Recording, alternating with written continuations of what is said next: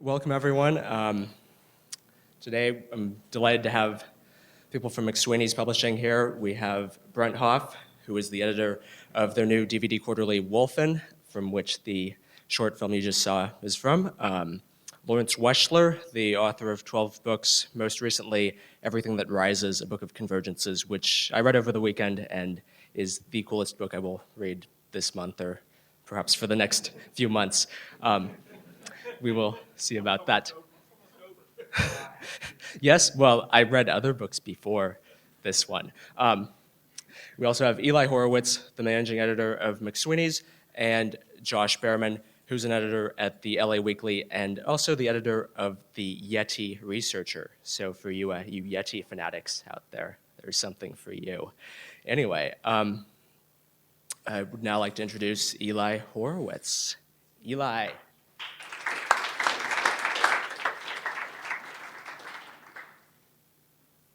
Hi there. Whoa. Hi there.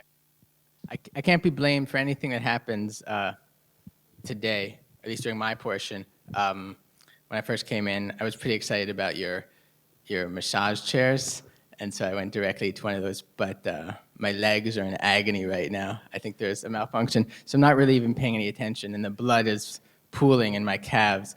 But I'll just blunder through real quickly. So I'm just going to give an introduction to McSweeney's and the different things we do, and then I'll bring on the rest of these guys. I'm going to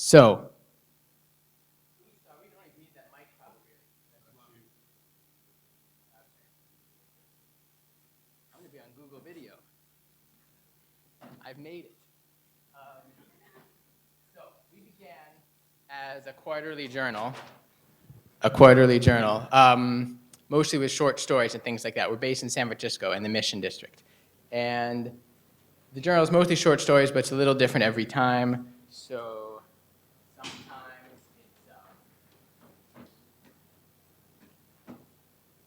it's, this one was issue 16. Looks sort of like a book, but then it folds out like this and like this and like this. With a comb, and this book here with some stories, and a novella by Ann Beatty, and the story written on playing cards, and you can shuffle and read it in any order. So that was one issue. Another was this one. This was guest edited by Chris Ware, and it's all comics. And it's really, really beautiful. And the dust jacket comes off, and tucked into it are 2 mini comics. And then it folds out into the comic section of your newspaper. So doing different things. It depends. It depends how much I hate them. It's a back and forth. And this is issue 17, perhaps the most ridiculous yet, which we're still kind of reeling from. This one was supposed to look like a packet of junk mail. And so you have things like, so it just came like this in a rubber band. Barnes & Noble and Borders refused to carry it. So we're hoping you'll buy a few thousand today. And so it's, just normal bundle of mail. It's got some letters. It's got this sausage basket catalog. This is Pantaloon. It's just normal. It's like what you get from Mervyn's. This is specialized in plural clothing, multi-user garments. So you can look at that. Various other things, and then some magazines. There's Unfamiliar, which is a bi-weekly journal of short fiction, returning to our mission, and then there's the aforementioned Yeti Researcher, which is a scholarly journal from the Society for Cryptic Hominid Investigation, originally titled Yeti Obsession, but we wanted to keep it restrained and fact-based. And that's what this is. This is nothing if not fact-based. And so I guess we'll begin with that part. And so I'm going to welcome the editor of Yeti Researcher, editor, primary writer, researcher to some extent, and enthusiast, Joshua Behrman.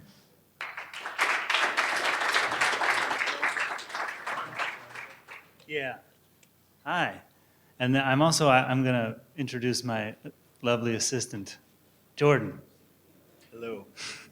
So we've got a slideshow here. We got to set it up. Strangely, we had a lot of the most technical obstacles ever coming here to Google.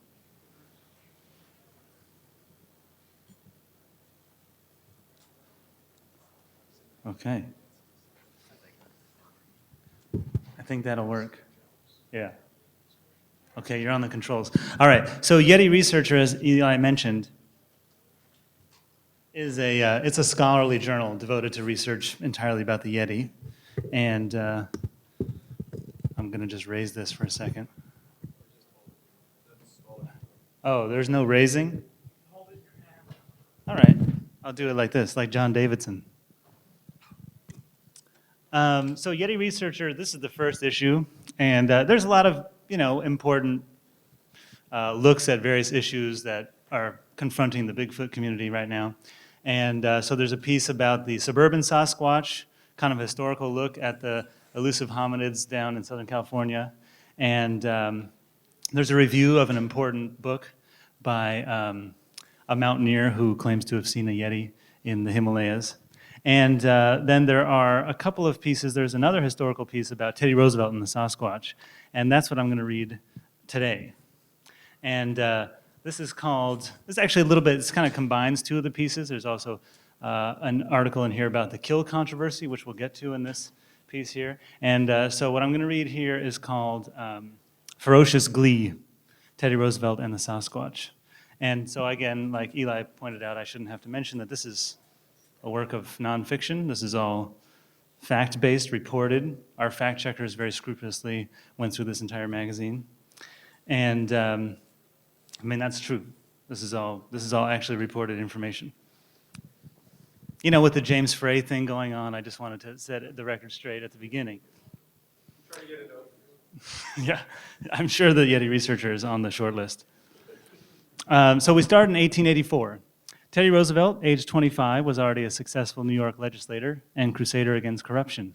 He was also a world-class hunter, having transformed himself from a spindly child into a robust outdoorsman. That summer, Roosevelt headed into the Dakota Territory for a month-long safari in the American West, during which he brought down 170 animals, from bunnies to bears. But Roosevelt may have been looking for something more out in the woods. In addition to shot placement guides for bear and ungulates, Roosevelt brought with him a Royal Society publication, including new anatomy charts from the recently discovered African gorilla. And he was unusually well armed, carrying, according to his own diary, a number 10 choke bore, 300 cartridge shotgun, two 45-75 Winchester repeaters, a 40-90 Sharps, and the incomparable 50-150 Webley Express. Roosevelt had always extolled the huntsman's journey into what he called the borderland between savagery and civilization, where our ancestors led furtive lives among terrible beasts. Pointing to Roosevelt's mode of equipment and other evidence, many Bigfoot scholars suggest that the future president may have sought the greatest beast of them all. Or, as Grover Krantz, the wayward anthropologist who became one of the world's foremost Bigfooters, put it, when TR entered the woods, he was always loaded for Sasquatch. Fueling speculation about Bigfoot and Roosevelt is his own telling of a face-to-face encounter. This appears in Roosevelt's compilation of frontier tales called The Wilderness Hunter, and it was published in 1893, and we have a slide of that. There's a vintage edition, and the frontispiece, Roosevelt in full hunting regalia. In this book, Roosevelt recounts a story of a mysterious frontiersman named Behrman, who was stalked in the Bitterroot Mountains by, quote, some great goblin beast. Behrman and a companion, the story goes, had bivouacked in an open glade. At midnight, this is Roosevelt's words here, Behrman was awakened by some terrible savage noise, and he sat up in his blankets. His nostrils were struck by a strong wild beast odor, and he caught the loom of a great body in the darkness at the mouth of the lean-to. Grasping his rifle, he fired at the threatening shadow, but must have missed, as the thing, whatever it was, rushed off into the blackness of the night. And we have some mood-setting audio here.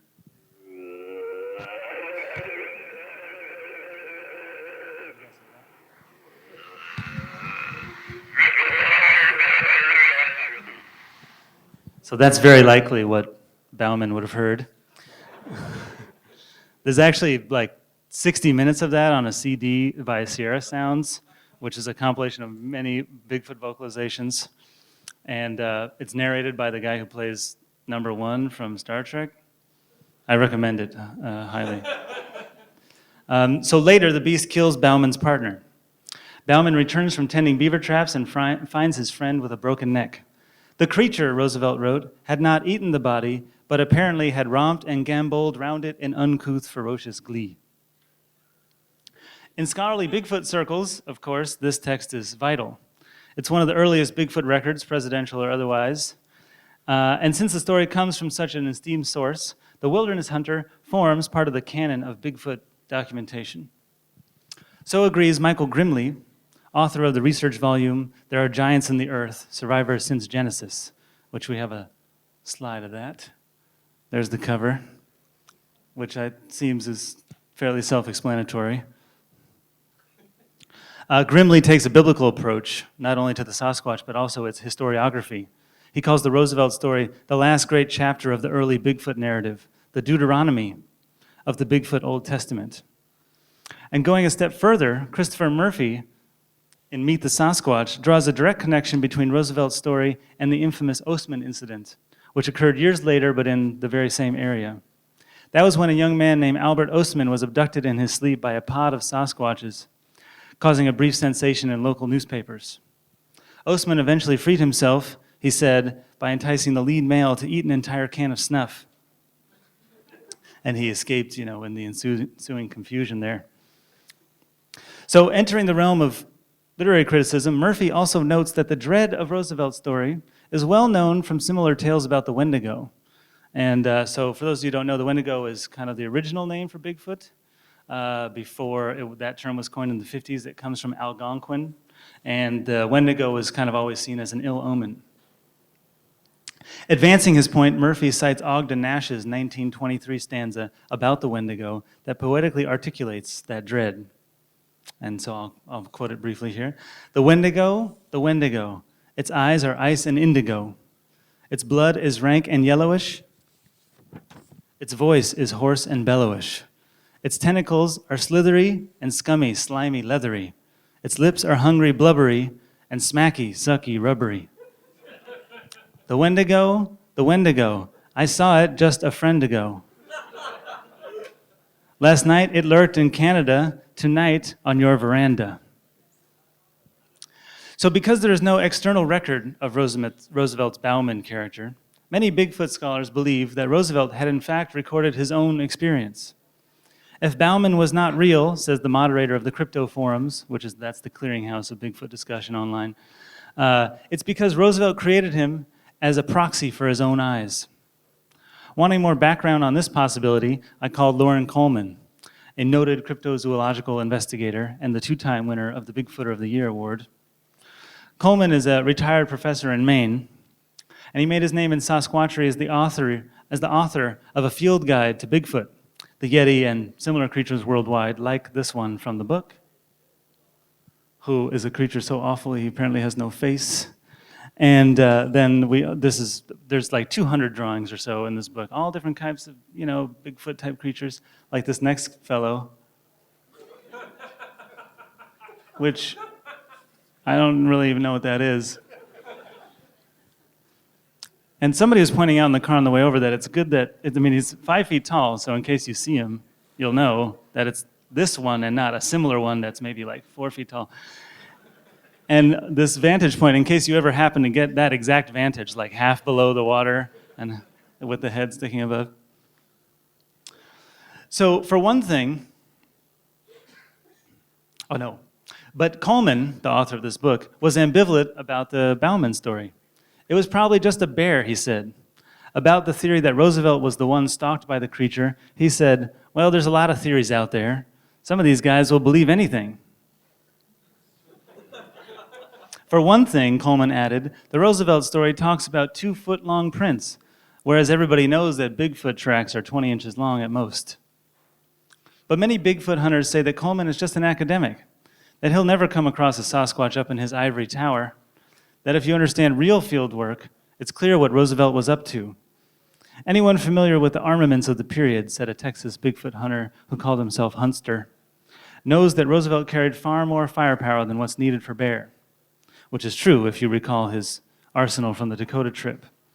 And Hunster also emailed me a PDF of an article Roosevelt wrote in 1906 describing a supposed grizzly hunt, but the detail, Hunster said, really resembles more of a Bigfoot-type experience. And we have that. He helpfully highlighted the passages of that article there. So I'll spare you the detail from here, but just know that, Hunster is quite convinced about what he sees here. And that would make Roosevelt, according to Hunster, the original Bigfoot hunter in the Americas, and you can bet, he added, that if TR came across the big guy out there, he was going to take him down. And Roosevelt would have ended the kill controversy before it even started.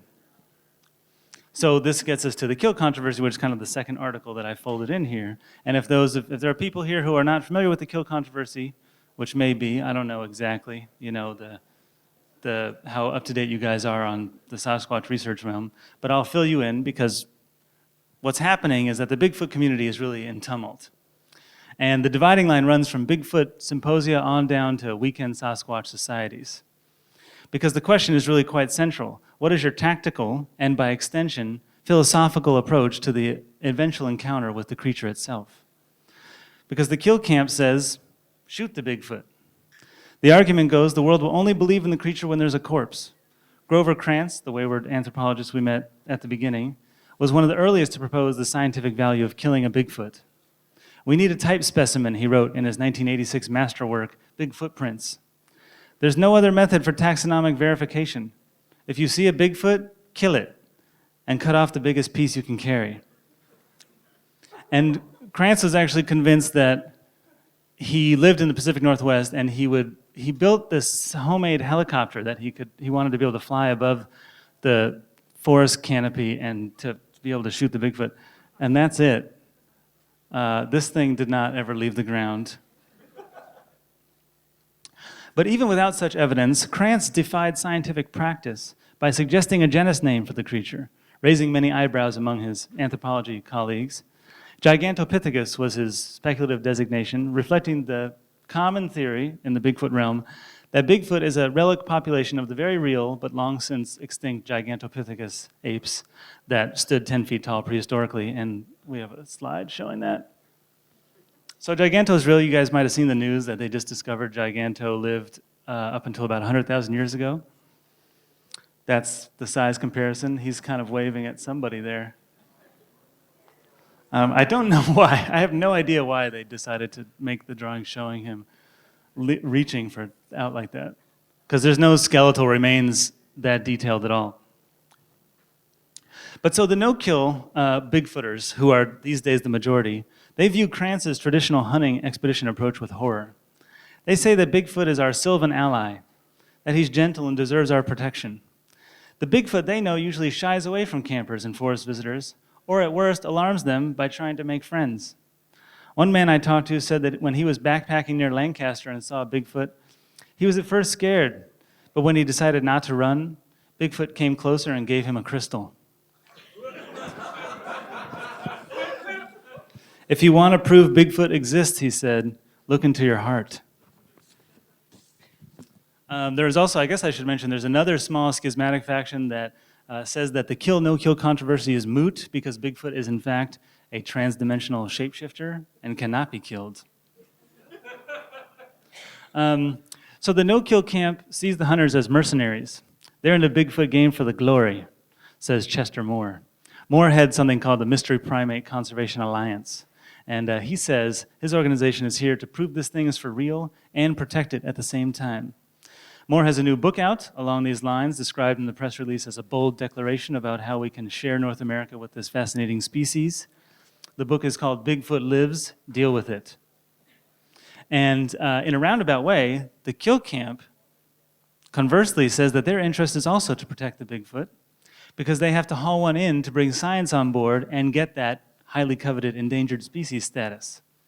For the sake of the species, they say, one must fall. In kill circles, this hypothetical sacrificial Bigfoot is known as the martyr.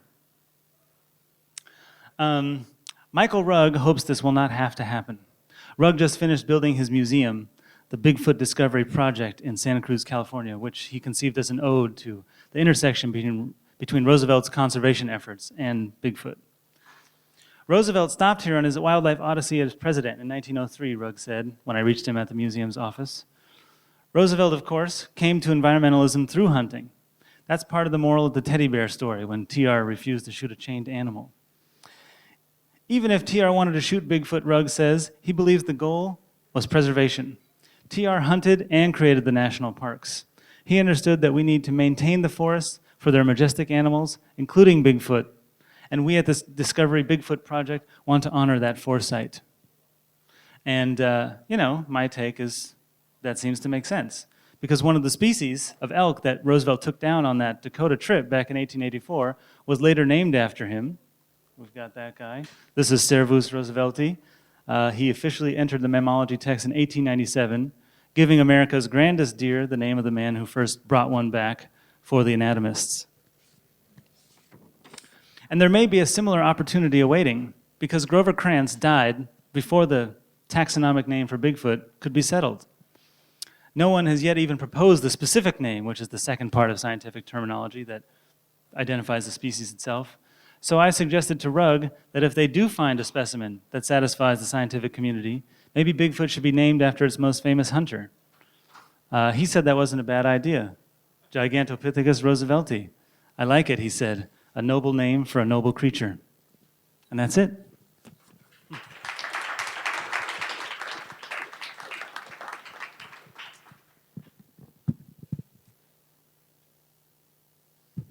Thank you, Joshua. Joshua lives in Hollywood, California, so we're honored to have him with us in our small town. Okay, we're just going to keep on moving quickly. There's a whole bunch of stuff over there that I can show you about and talk about in detail, The Believer and the books we do and all those things. But we're going to keep things moving rapidly and proceed to our extra multimedia portion of the program. The medias are being amassed at the moment. The medias are congregating together. And so this is what you're about to see as part of Wolfen, which is our new DVD project. Brent did an interview in the back seat of the car on the way here because he's an important man, and he just controls sight and sound with his fingertips. He's doing that right now. He's controlling. If anyone here has watched Best Week Ever, that was Brent's Waterloo. Okay. What do you mean find it? The writer. Yeah. Okay. Find it. Hi, Brent Hoff, everybody. Hi. Sorry, we were planning to be much more organized, as usual. But this is Wolfen. This is our new enterprise at McSweeney's, and how that came about. It's just I'd seen a lot of short films like the one that you saw at the very beginning, which is called "Are You the Favorite Person of Anyone?", which was made by anybody, which was written by Miranda July and directed by her then boyfriend Miguel Arteta.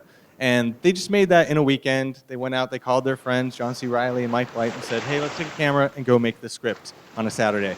They didn't do it to get into Sundance or any festivals or any reason. They just wanted to make it. And there's a lot of these films like that that we will just never see. And so the idea is to get a bunch of them and put them on a little DVD for you. The reason everyone is talking about this DVD right now is because, or our first issue, is because it has footage of Al Gore body surfing. And that seems to be what everyone's really excited about. Spike Jonze, during the 2000 election, made a little documentary about Al Gore and his family. I don't know if you remember, but going into the election, everyone thought of Al as a fairly somewhat tense man. Gorebot was the name that people gave to him. And Spike Jonze took a camera out and in 22 minutes just kind of wiped that all away. You can see that Gore is like a really nice guy and a good family. And that's another film that we've included on here. And now I would just like to show you yet another of the films. It's called The Writer. And this was an animated, mostly animated film by a guy named Carson Mell. And he just sent it in to us. So I hope you like it.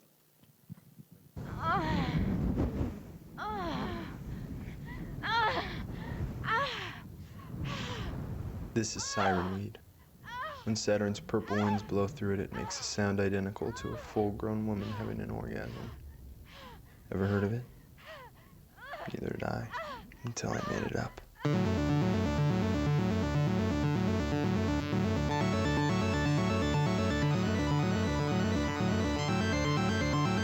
You know, they say that Leonardo da Vinci was so detached from his fellow man that he saw him as nothing more than something mechanical, something to be studied.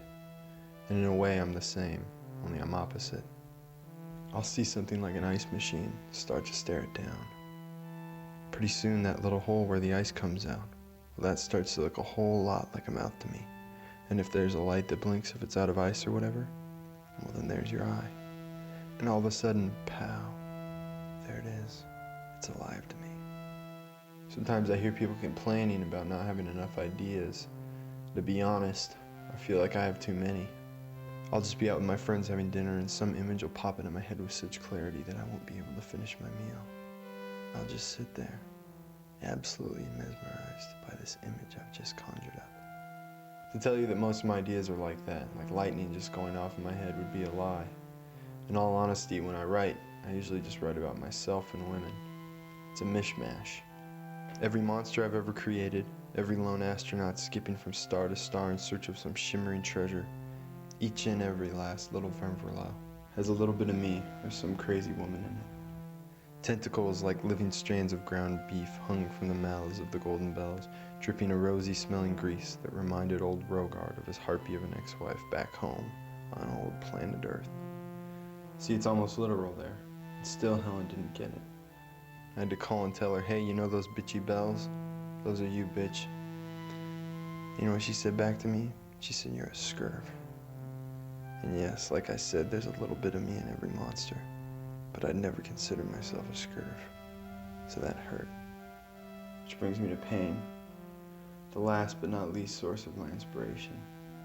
You can bet your goddamn bottom dollar that anytime some space dude's off on some stupid intergalactic star center getting tortured, I'm off in a hotel room, the wind's blowing outside, and some bitch has broken my heart. The thing is about writing, it's only writing.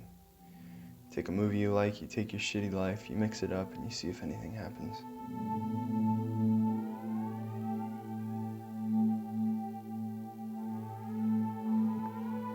We can go into the next one. So that was the writer by Carson Mell. And there are a lot of other, I mainly played that one because it was the shortest. Sorry if the cursing offended, I didn't realize, I forgot. We also on this is a Turkish version of the Jeffersons, which was sent to us in a brown bag, we just got it. And also there is this, which kind of defies explanation, but before I start it, I will say that that's fine. Apparently, there are people who pay this guy $50,000 a time to perform this. So I hope you enjoy it.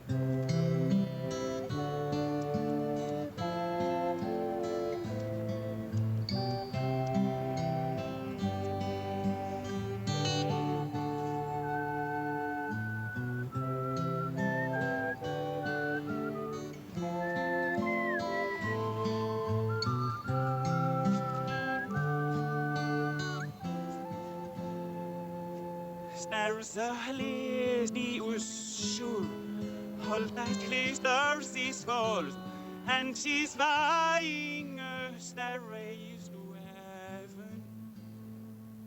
When she gets there, she knows if the star goes with her, she can guess what she came for.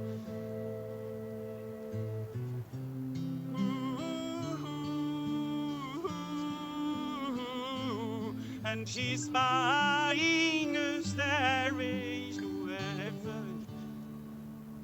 There's a sign on the wall, but she knows to be sure. 'Cause you know sometimes words have two meanings. And that they by the road. So you will notice the people are walking backwards here. He took 3 months and learned to sing the entire song backwards. So he set up his camera in front of the chapel, turned on tape, and sang the entire thing backwards, and then got home, run the music over it. And it's the finale that you live for. But we'll make you wait for that. We won't give that away right now. But that's pretty much it. Pause right there. And that's pretty much it. That's our first DVD. Our next issue, yeah, it goes on there. I know. Maybe afterwards, if you guys want, we'll show it on the computer or something. And it goes on from there. We also have David O. Russell did a documentary. You know, he made that movie Three Kings, and then I don't know if you remember, there was a controversy. There was a documentary about an actual situation in Iraq where some soldiers found $350 million and tried to take it for themselves, and they got caught because MPs found $600,000 in trees that had blown out of their pockets as they were walking back to their base. So they found all this money and tried to steal. And he made a documentary about that. And it's an amazing documentary about just the idea of requisitions in the military in Iraq. And and Miramax didn't want to put it on the Three Kings DVD release, so we have it here. And that's the kind of stuff that we're going to be having going forward. So we'll hope you check it out. Thanks.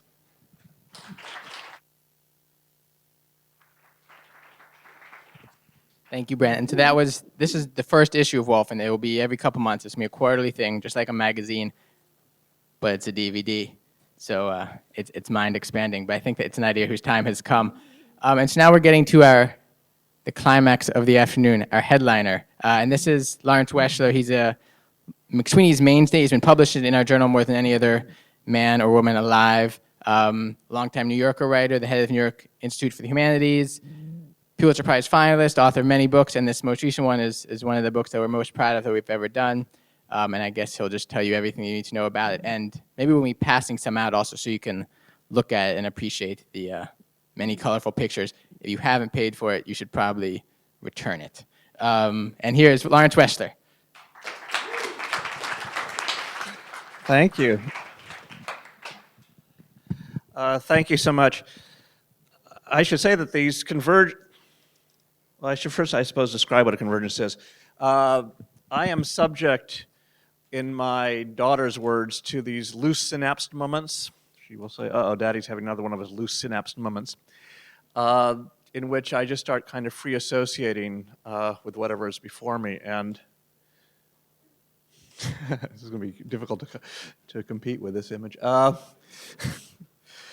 And over the years, I've kind of let that go. I mean, I was enormously impressed early in my life in the university by coming upon an essay by John Berger, and you can see the effect if you go in what's being passed out to you there. Let me find the page. Go to page 172, 173.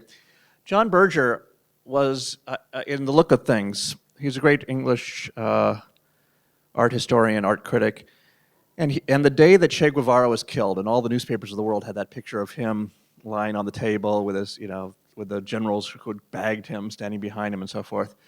He wrote an essay when she said, "We all know what this picture is based on. It's based on Rembrandt's anatomy lesson." That is the picture hardwired in people's brains that taught the generals where to stand and the photographer where to stand in taking the picture.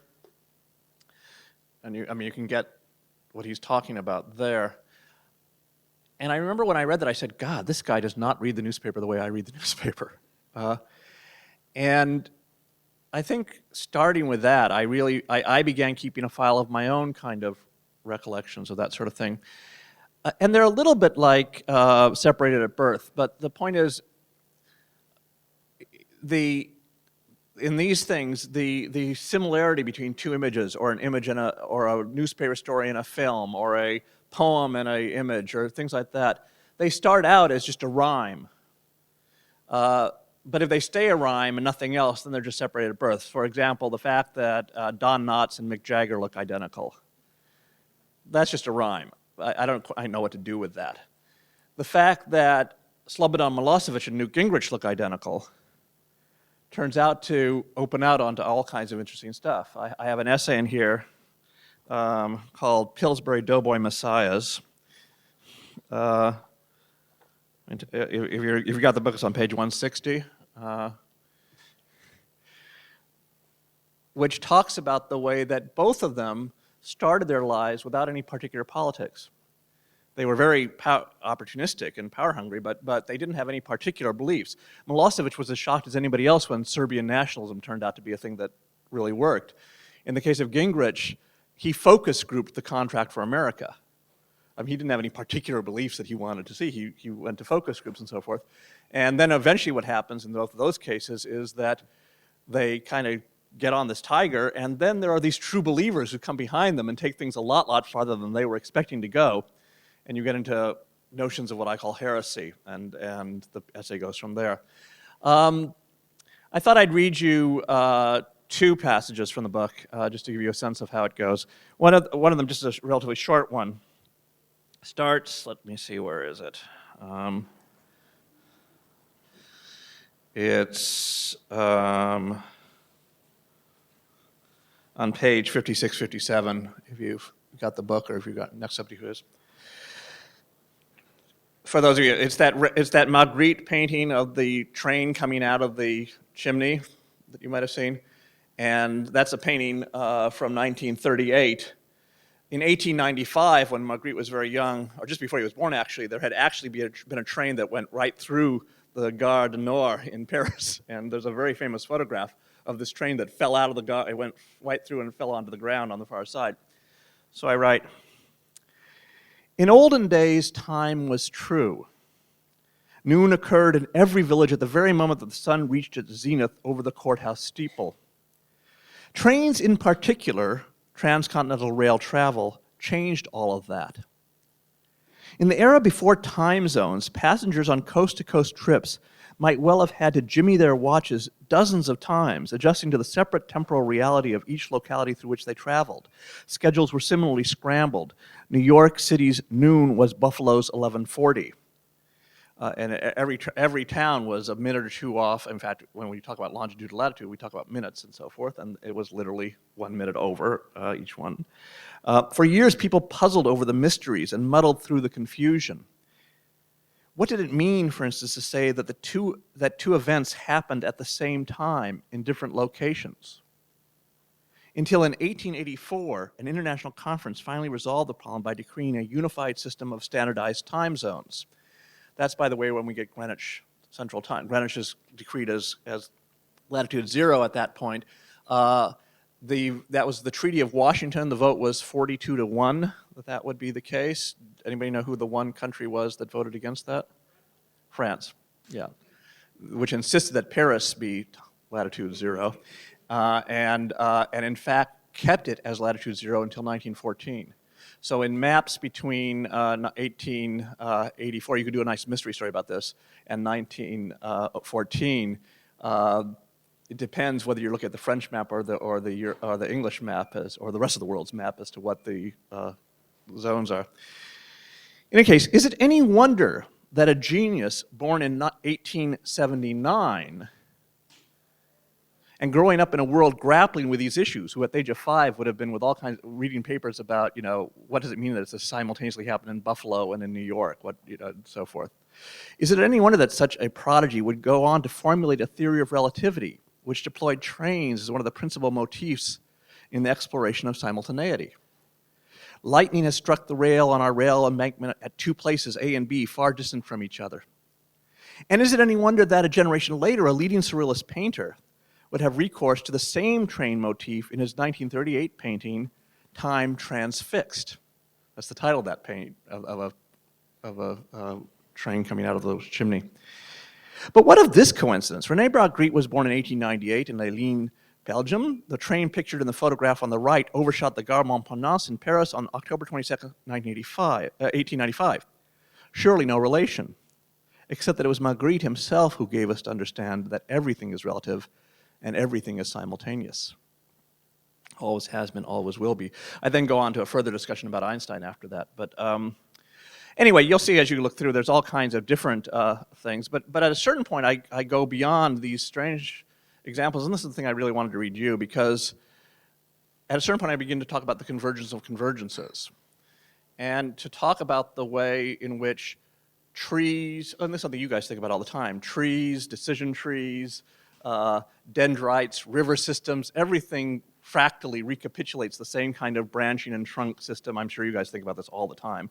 That in fact, if you look at photographs, as you'll see toward the end of the book, of the brain, of the dendrites in the brain, and you look at photographs of representations of the internet, they often seem strikingly similar.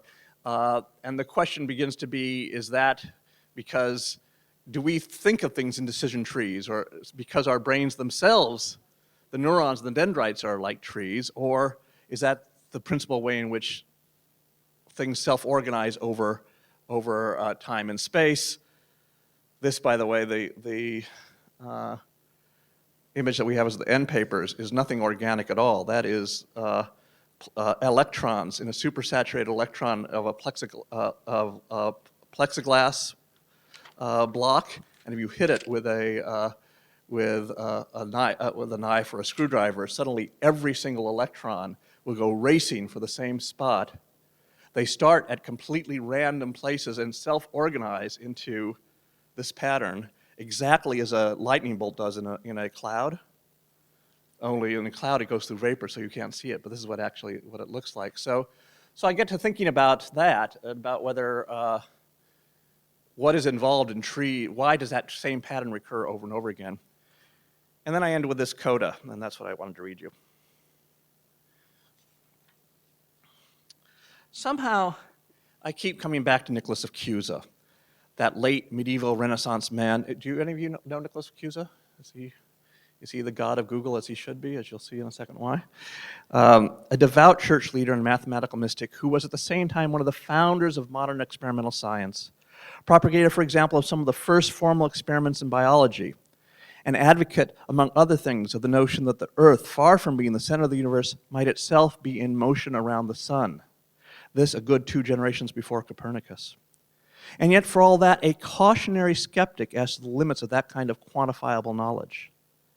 Thus, likewise, a critic of the then-reigning Aristotelian Thomistic worldview. No, he would regularly insist, one can never achieve knowledge of God, or for that matter, of the wholeness of existence, through the systematic accretion of more and more factual knowledge. Picture, he would suggest, an n-sided equilateral polygon nested inside a circle, and now keep adding to the number of its sides: triangle, square, pentagon, hexagon, and so forth. The more sides you add, the closer it might seem that you will be getting to the bounding circle. And yet, he insisted in another sense, the farther away you would in fact be becoming. Because a million-sided regular polygon, say, has precisely 1,000,000 sides, whereas a circle has none at all, or at most maybe 1. No matter how many sides you add to your polygon, 10 million, 100 million, if you are ever going to achieve any true sense of the whole, at some point you will have to make the leap from the chord to the arc.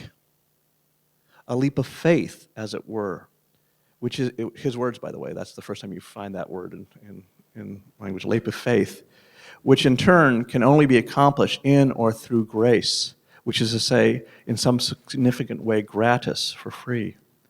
Beyond that is the n-sided language of mere cause and effect. And all that rings true to me. The ring of truth, indeed, it seems to me, being one of the ways you might know you had popped past the n-sided polygon and into the realm of the circle. And yet I also find myself holding with the late Carl Sagan, who in his 1994 Pale Blue Dot insisted that, quote, in some respects, science has far surpassed religion in delivering awe. How is it that hardly any major religion has looked at science and concluded, this is better than we thought? The universe is much bigger than our prophets said, grander, more subtle, more elegant. God must be even greater than we dreamed. Instead, they say, no, no, no, my God is a little God, and I want him to stay that way. A religion old or new that stressed the magnificence of the universe as revealed by modern science might be able to draw forth reserves of reverence and awe hardly tapped by conventional faiths. Sooner or later, such a religion will emerge. That, too, seems profoundly true to me, evinces the ring of truth. But can Nicholas of Cusa and Karl of Cornell both be right? Phrased another way, I suppose, is it possible to imagine a science that, while remaining true to its own principles and methods, nevertheless manages to break free of the n-sided polygon and toward the circle whole? I sometimes wonder whether that's what you're trying to do here at Google, actually. One more little passage, then I'll stop.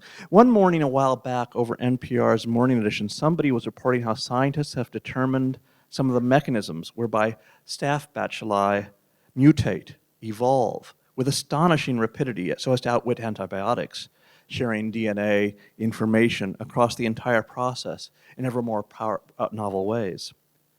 It sounds almost as if staph as such is thinking, or rather maybe daydreaming, or anyway musing, letting its thoughts, all that genetic information, meander into whatever available channels present themselves.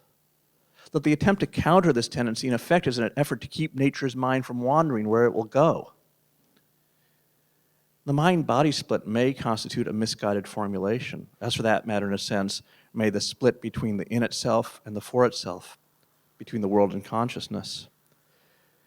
It may not be a matter of cogito ergo sum. In fact, in a sense, perhaps it's that formulation's very opposite, sum ergo cogito. Or better yet, esse est cogitare. Being is itself thinking. The world, as such, is daydreaming. Hence the German word, glaube, ich glaube ich. Faith, belief, as in, das glaube ich, I believe this is what I believe. But also, der Globus, the globe. The globe glaubs. All that is wonders and just goes on marveling. It goes on from there, but I'll stop there.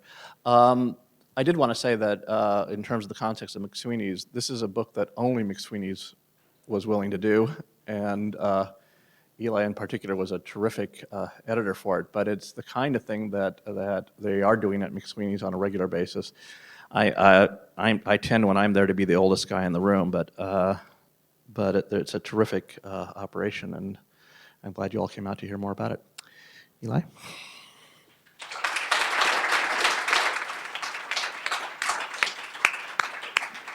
So that's basically that. We appreciate you all for coming and for Pam and Rick and everyone for inviting us. But we'll all be very much around for milling about and asking or answering questions about any of these things. And we can talk more about books we've done, books in the future. 826 Valencia is a tutoring center we help run up in the Mission. If anyone wants to find out about that, we can talk about that. Questions about Walfen, questions about The Believer. Point is anything. We're around. If anyone wants their book signed, please join us. Thanks for coming.